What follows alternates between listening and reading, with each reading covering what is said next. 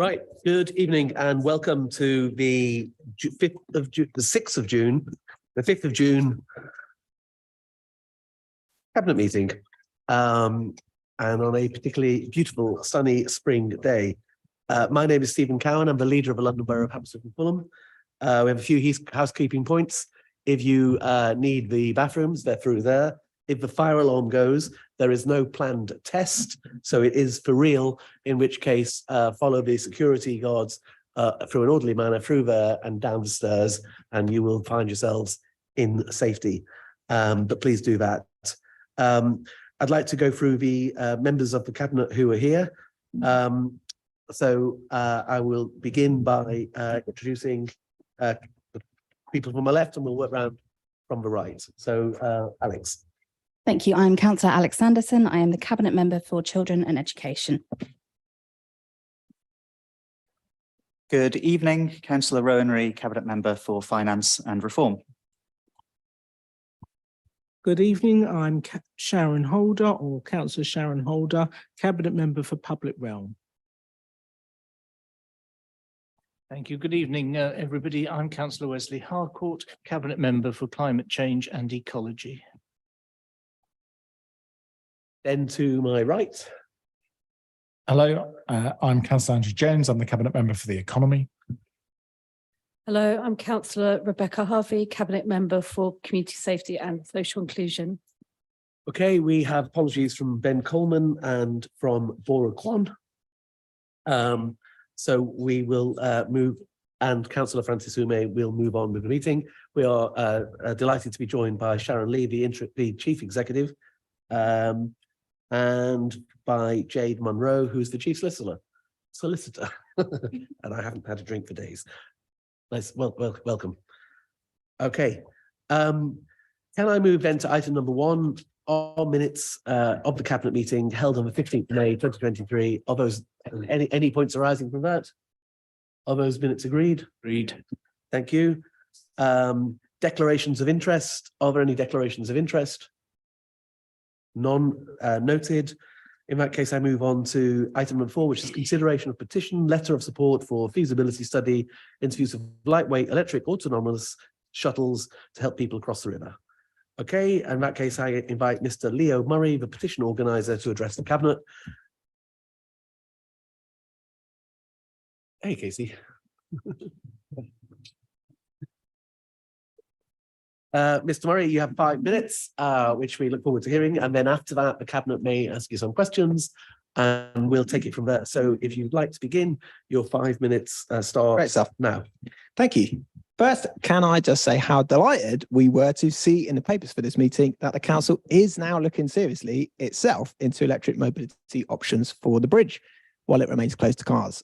This is what we have hoped for from the outset of our project, and it should be clear, I want to be clear that our original plan had always been to work with the council on exactly this. And we have tried very hard to make that happen. My organisation, Possible, is not a protest organisation. We're a climate solutions charity, and my role as Director of Innovation is focused on problem solving for complex challenges and opportunities in relation to the climate crisis. We have a strong track record of successfully working with public authorities to deliver innovative climate solutions, such as our solar railways project with Network Rail and our heat pump project with Hackney Council. The only reason I'm here taking up Cabinet's time today is that we have simply been unable to get an audience with anyone at the council about this work. So we've had to resort to this petition. Our offers of help have sadly gone unanswered, but the freedom of information request that we made to find out what the council was doing itself to explore alternative mobility options in a scenario where the bridge is still closed to cars, we received this response in November. No work is underway to explore such options as the council is legally required to reopen the bridge to cars. So we're pleased, but also surprised to learn today that the council is in fact exploring e-mobility options for the bridge once the stabilisation works are complete. We've been proceeding with our own project on the understanding that the council were not looking into this because that's what we were told. It's difficult to overstate the time and effort that has gone into our projects over the last 18 months. It's involved many hundreds of hours of local community and stakeholder engagement, data analysis, market assessment. We've now taken these solutions as far as we can on our own, and so we have assembled an industrial consortium of businesses with specialist expertise to develop our headline proposals, into an investable business case via a full feasibility study. It appears that the key feature that distinguishes our own draft proposals from the council's may be the use of driverless vehicle technology to provide the service. Our own calculations suggest that running a pod service with the necessarily very low passenger capacity per vehicle that is dictated by the structural constraints at the bridge is not likely to be financially viable if drivers are required on every vehicle. So that's why our exploration has led us to conclude that autonomous vehicles will be required to adequately meet local mobility needs if the full restoration of the bridge proves to be impossible. On this question, every source of intelligence that we have on the subject at the DFT and at TfL, and indeed within the shadow Labour government, is saying the same thing. It's very unlikely that the full restoration works can ever prove the required business case to secure investment. The additional costs arising from its heritage status, Victorian construction, means the sums involved represent extremely poor value for money against the terms on which transport infrastructure funding is judged. So we need to be realistic in exploring what a long-term, financially sustainable mobility solution could look like here. To this end, there is up to £200,000 of government funding on the table from the Centre for Connected and Autonomous Vehicles, alongside another 60 to 80,000 in match funding from the private sector businesses in our consortium, who are very excited about the potential to do something world-leading here in Hammersmith and Fulham using autonomous vehicle technology to meet a real-world community's mobility needs. It's very welcome indeed to learn that the council is now pursuing its own feasibility study, but of course, the logic of a feasibility study is that you may not get the results you want. So if the council is serious about this now, it only makes sense to get a few different irons in the fire here. That is responsible risk management and good governance. I also know that councillors will not want to pass up the opportunity of substantial outside funding to support the mobility of local people in the difficult circumstances in which we find ourselves, nor indeed to needlessly waste the enormous amount of detailed work we've carried out up to date and the charitable funds that have resourced this work. So look, from where I'm sat, I think there are three options that could work. First, we could just hand over the entire project, lock, stock and barrel, to Hammersmith and Fulham to take forward to full feasibility. We could introduce you to the consortium partners, write up our own 18 months of research and hand it over. Hammersmith and Fulham takes over as the lead applicant to the CCAV funding competition with as much or as little support from possible as you prefer. It's not a problem for us to bow out altogether at this stage if the work is going to continue to the next phase. Two, the council works with us to take forward the project, and we write you in as a member of the consortium. As a public sector body, any officer time is 100% funded, so be cost neutral. A partnership approach, that is what we sought from the very outset of the project, and of course, your involvement could only improve the quality of the outputs we go on to produce. We could do something beautiful and genuinely groundbreaking together here. Three, the council simply signs our letter of support today, enabling us to proceed, and then has little or no further involvement.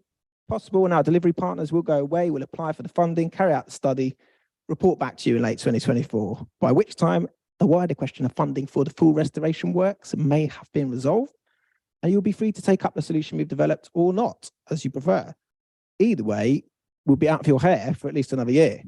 So to sum up, we're entirely at your service, and we'd be happy to proceed on whichever basis the council prefers. The only thing that we and our many fellow petitioners don't want to do is to be forced to senselessly bin all the work that we have done to date for want of a simple signature on a letter, which will cost the council nothing and commit you to nothing. Thank you. Okay, it was 5 minutes about a minute ago, but I'll let you run over. But Yeah, thank you for that. Right.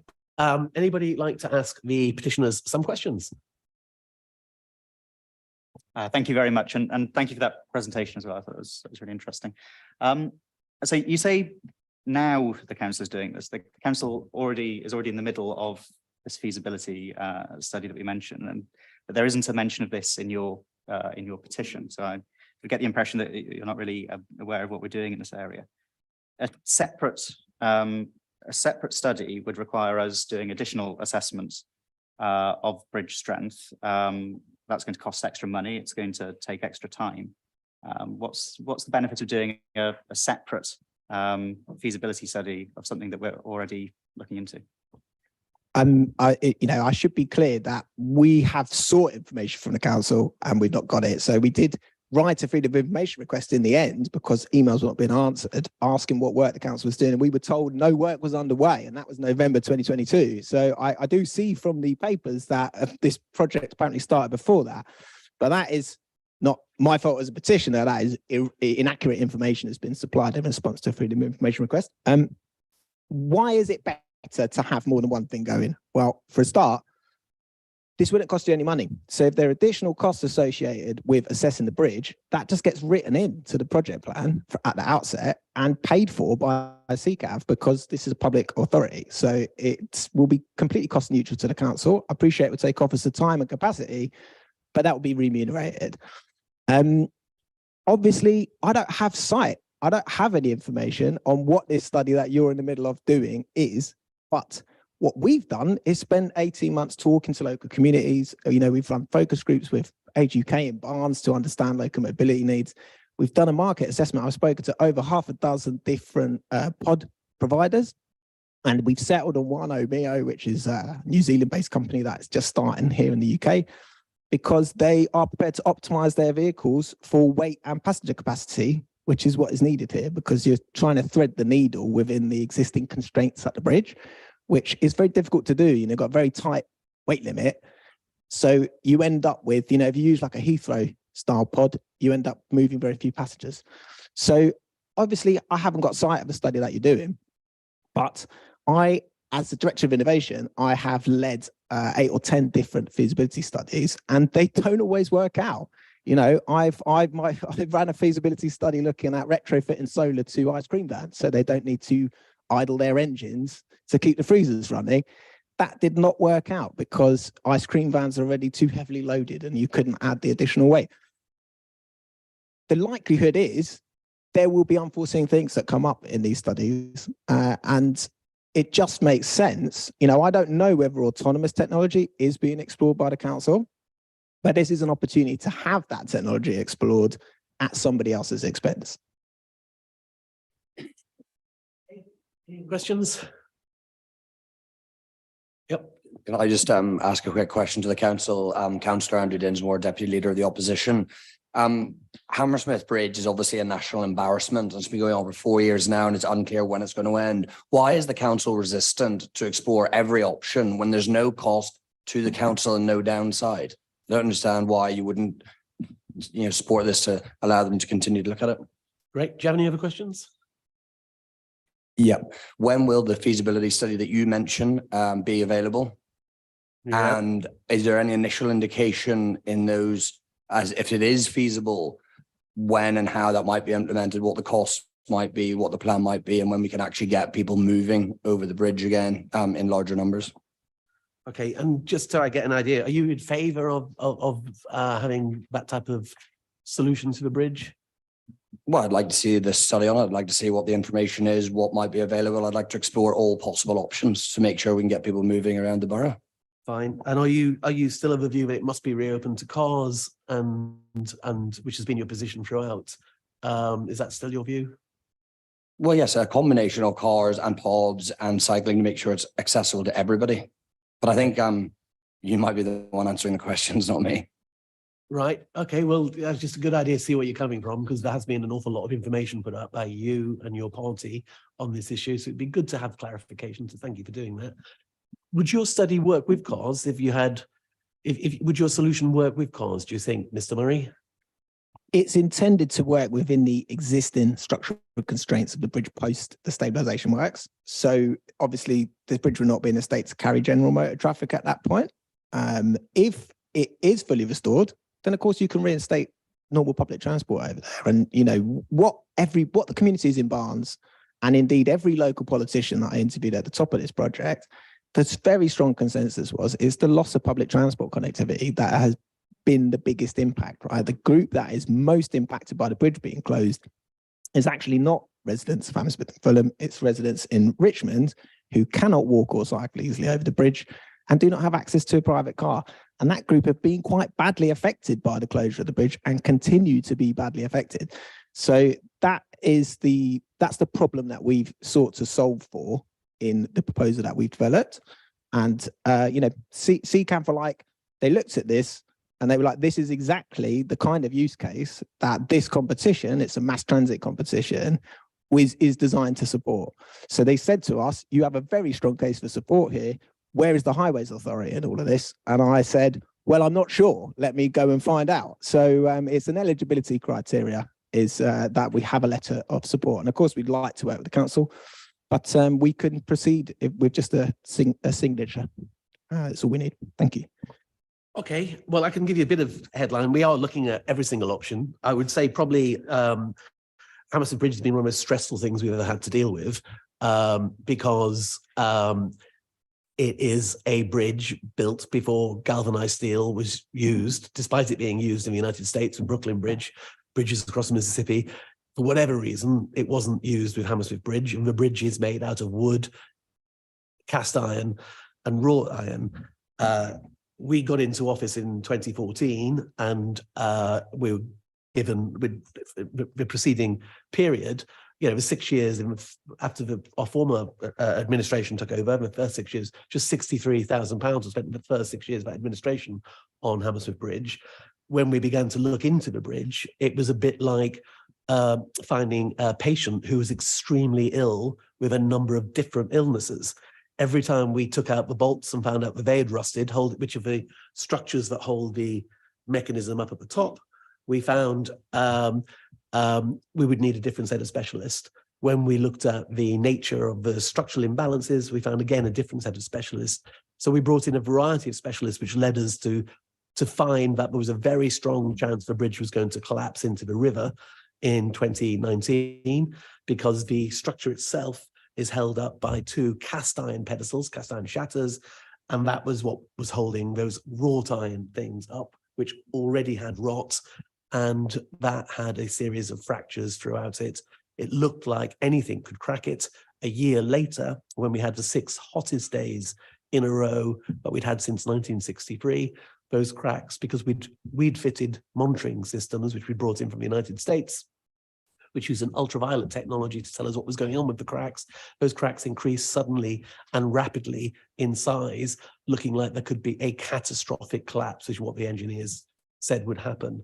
So it was pretty evident that this was a very unique scenario. And just like when there is an illness in a person, you have specialists, we thought getting the best world-class specialist in would be the best possible solution. I must say, the reason it was one of the most stressful periods of my life is because Greg Hands straight away sought to politicize the whole issue. So if you listen to Greg, then what he was saying is the reason the bridge closed was because you had a Labour administration who hadn't taken care of it for however many years we've been in office. And then they had every single minister, Grant Shapps, Baroness Vere, tons of ministers standing on the bridge, announcing to the public that they could get the bridge fixed and have a temporary bridge for £7 million, which actually they started off with 5 million, but they revised it to 7 million.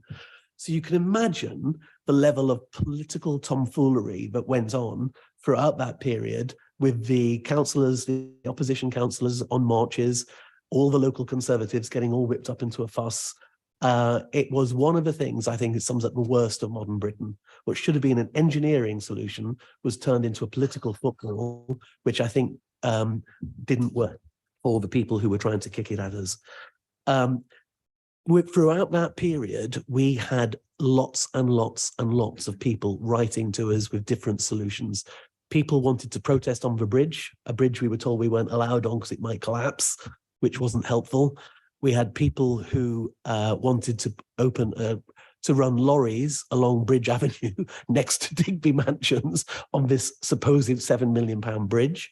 When the task force eventually got set up, let's remember back when it was set up to fix the bridge, and the government were taking over because, according to Grant Shapps, Secretary of State at the time, the Labour administration had failed. They told me it would be a 2-week task force. Well, it went on for 18 months. And so if the officers are resistant to having lots of people from outside send them ideas, it's because we lost count of the numbers of people sending us ideas. What the officers did do was, number one, they stabilized the bridge, bringing in people from California who'd worked on the Golden Gate Bridge and bringing people in from around the world. And the TfL plan had been to stabilise it for £46 million. Their plan went to dig equivalent of 8 stories into the base of a river to fill that 8-story hole under each point with reinforced concrete. And then to take it from there, that was £46 million. Sharon Lee and Bram Canif, who led a fantastic team of officers, brought a scheme forward, which was 8.9 million. And that means by sometime at the end of this summer, there will be no risk of the bridge falling into the river. Now, again, you'd think there'd be a consensus because the war in Ukraine has pushed the price of steel up. That's where the steel was coming from. It's pushed inflation up. But to have the bridge reopened to cars will cost around 230 million quid. Now, to put that again into context, that other bridges in London cost nowhere near that. Chiswick Bridge was £9 million to fix. It was fixed and paid for by TfL because it's their bridge.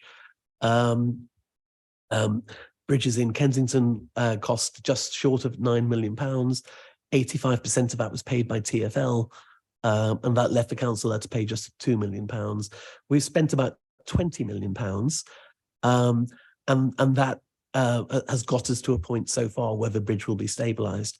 Now, what happens next is a matter of conjecture, isn't it? Because what our duty is stop this beautiful historic bridge from falling into the river. But we also met with the Secretary of State, who read out the different acts that he would challenge Hammersmith and Fulham Council with. He told me, actually, in the meeting I had with him, Grant Shapps, that he'd met with Greg Hands and the people who said they could build a £7 million bridge just 2 weeks earlier. And I was quite pleased by this because I was like, well, it's great. Well, if you can do that, that'll be interesting. They didn't do it because it was nonsense. There was never a possibility to build a £7 million bridge, which didn't stop the local Conservatives saying that all the way through the last election. So what the Secretary of State said was the powers he would exercise under the Highways Act 1980, section 285, would force the council to have to maintain the public highway to cars, lorries, buses, etc. So that's our legal obligation to do that. Now, that will cost staggering amounts of money, and whether any government will find £230 million to open Hammersmith Bridge, the Conservative government hasn't done, despite Sean Bailey announcing during the mayoral campaign that he'd found the money and it was going to come. It hasn't come about. So the only way that you could pay, and then what happened after that was the Deputy Mayor for London at the time suggested that Hammersmith and Fulham should pay a third of total cost. Now, we disagreed with that because that would be a tough price, even if the bridge was 10 million quid, when everybody else is paying 15%. But we of a view, if you are going to force us to open the bridge, then it has to be through a toll. And the argument for a toll would be that if the bridge is going to have a proper maintenance fund for the next 100 years, 200 years, it needs to probably have its own income line. So I think that's the argument for the toll. So the Mayor of London told us 2 weeks ago he's not supporting a toll. Indeed, I understand there's some discrepancy within the Mayor's team. Some people think the bridge should remain closed and open for cyclists. Some people think it should be open for cars. To a degree, as you said, Mr. Murray, the problem really is a much wider London issue, because most of the traffic problems that are faced by the people of Richmond and Wandsworth, and indeed the wider hinterland of Putney and Kew and Barnes and all those areas. So this is really a London issue. So we have focused with our limited highways team on getting the bridge safe. Clearly, we are somewhat resistant to the many different requests we've had from people telling us they want to drive fast over the bridge, people telling us they want to protest on the bridge, people telling us they want to keep it closed forever, etc. We've had a lot of people with a lot of different solutions. I think it will be up to the Mayor of London to decide what happens to the bridge ultimately, because it is really a London issue more than a Hammersmith and Fulham issue. I can tell you now, no council under any administration has 230 million quid to spend on a bridge or even to borrow the money to do it. So, yep, we're looking into other schemes that might work for a sustainable, if it does remain closed, such as what that would look like, whether there could be a sustainable mechanism for passaging people across the bridge. And we will do those tests once we've finished the works and looked at and carried out all the stabilization measures. And so we welcome any report that anyone sends us. We're not going to fund anything because we will fund some things if they think there's something substance. So I would advise you to share everything with us that you might have. But this problem is going to remain a problem. And I think it's for others to decide, are they going to insist that we spend £230 million fixing this bridge, or are they going to say it has another course of direction? And that's certainly what's being scoped out. But the priority at the moment is for us to get the bridge fixed. And what happens to it then is going to be a matter for national government and the Mayor of London predominantly. Thank you very Steve. much. I haven't heard. I didn't disagree with anything you said actually, and you know, I really. I'm now intimate. I can't speak for all my petitioners, but I'm now intimately acquainted with the story of the bridge. I've read an enormous number of council documents in relation to it, as well as a bunch of other stuff. I didn't hear a decision there. Because I'm not asking you to fund anything. Yeah. Just so we're super clear, the council is not being asked to fund anything at all. All this is needed is a signature from the Highways Authority, which will make us eligible to apply for Centre for Connected and Autonomous Vehicle feasibility funding. Sorry, I thought was to send us the information and share all the. Oh the yes, works. I would be delighted to do that. Yes, Can we? We're in a cabinet meeting, so we just need to stick to a process. Sure. So I'll answer your question, but then we're going to have to move on to the next agenda item. So I thought what you'd offered was that. So if you had confirmed that, thank you very much. That's great. As I said, we've got lots of other people offering us lots of different solutions, and our answer to everybody is send the workings to us, and we'd be very welcome. We're very keen to look at it, and we'll take it from there. But in terms of supporting you, or we've had another group of people asking us to do something else, another group of people asking us to do something else. We're not supporting any particular one scheme yet until we get the bridge closed, until we get the bridge reopened and make sure it's safe. And after that, we'll take a decision based on the evidence before us in terms of what the options are. Personally, I'd like some clarity on what's going to happen with the money, because that will help us form the options of where the future of the bridge is. It's not our decision. As I said, we were told by the government they will enact the powers to force us to open it to cars. And therefore, you would need to have a response from the Mayor of London on what he thinks is the right thing to happen to Hammersmith Bridge, because it really is a London issue. Although it's Hammersmith Bridge, it really is a London issue. And we think that's the way forward on that. So we'll make decisions on what's going to happen and what different types of transport can go across it in the right time. But yours is one of many different offers we've had from many different people. And I'll rely on officers to look at whatever work you kindly share with us and give a recommendation on the back of that. That is great. Provided we can get a meeting, I'm happy. This is all good. Thank you. Sorry, could you just answer my question as to when your feasibility study will be published and will it be ready? Well, I did answer that question. What I've said is that we'll carry out the work on the stabilisation programme, which will finish this summer. After that, they're going to review all options on what we do with the bridge. It's closely tied into funding streams, and so it'll be some time after that. What I would ask you to do, and I say this sincerely, is stop the Conservative Party messing around with this issue. It should be an issue that everyone united on. The tomfoolery, the lies, the disinformation has done nothing but made the government think they could play games with this. And I would say, quite honestly, I've wasted years of my life sitting in ridiculous task force meetings where ended up with the minister involved that's ultimately saying this is a problem for Hammersmith and Fulham to fix. Well, quite honestly, I didn't need to sit in lots of meetings to get that from a minister in the first place.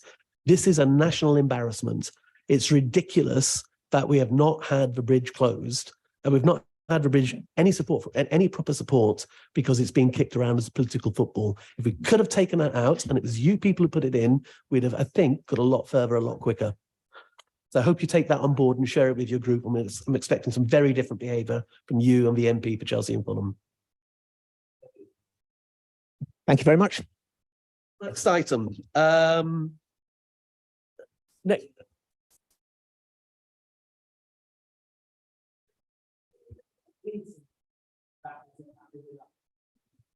Thank you.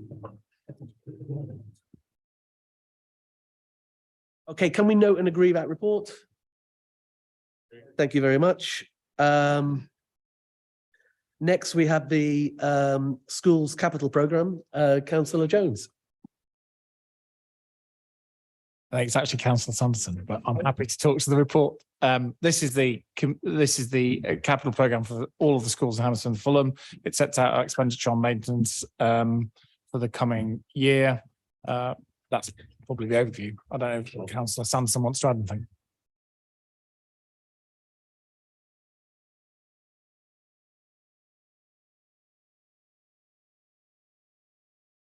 Questions on that item?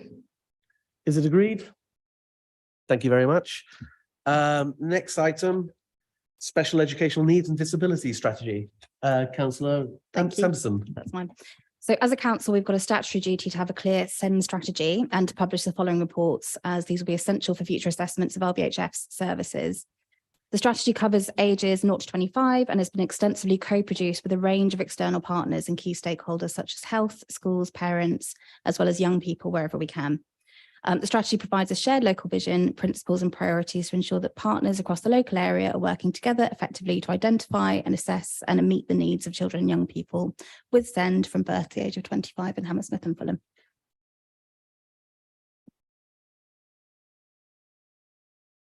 All right, are there any questions there? Is that agreed? Thank you very much. Can we move on to item number 7, special educational needs and disabilities, ordinarily available guidance, profile of need and sufficiency review. Councillor Sanderson. Absolutely. So the report and appendices provide the underpinning for the strategy in 3.3 and are largely guidance professionals. They seek to ensure that there is sufficient provision for those children and young people in need. There's a clear description of the provision available and that the profile of need provides an approach to ensure the level of provision that may be required. Is that item, any questions on that item? Okay, is that item agreed? Thank you. Item number 8, care experience status as a protected characteristic. Do you want to set that out, please, Councillor Sanderson? Absolutely. So the independent review of children's social care set out a really damning picture of the lives of young people who've spent their childhood in care. While many of them go on to live really inspiring lives, far too many have been let down for years by the system that's meant to protect them. And care experienced young people make up a really disproportionate amount of those who are in prison, are homeless, or are not in work or in education. We have the privilege here in Hammersmith and Fulham to look after 211 young people in care. And whilst their individual challenges and experiences are far too broad to condense into one story, we have an absolute moral duty to them. We are all their corporate parents. It's our duty to give them the very best start in life and support them in whatever comes next.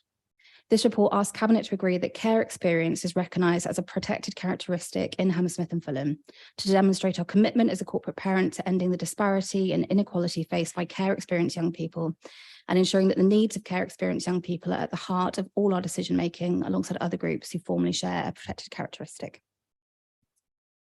Great. Any questions on that? I would say it's good you're doing this, Alex. I'm glad it's come forward. I think what we do with children in care is the biggest responsibility all of us have as an authority, and to put this on the level of priority that we have done over the years as being one of the things that's defined the administration. I think more importantly, what we have to do is to genuinely look to see what we can do to give looked after children the type of care that you would get from the very best of parenting. And in Jackie McShannon, I think we have the finest chief officer in the country on this in this field. And the fact that this is going to be the main drive in that department is something that I think I look forward to the innovations and look forward to working with those children affected to bring those improvements about. So thank you for doing that. Is that item agreed? All right, thank you. Item 9, forward plan, key decisions. Is that forward of as noted?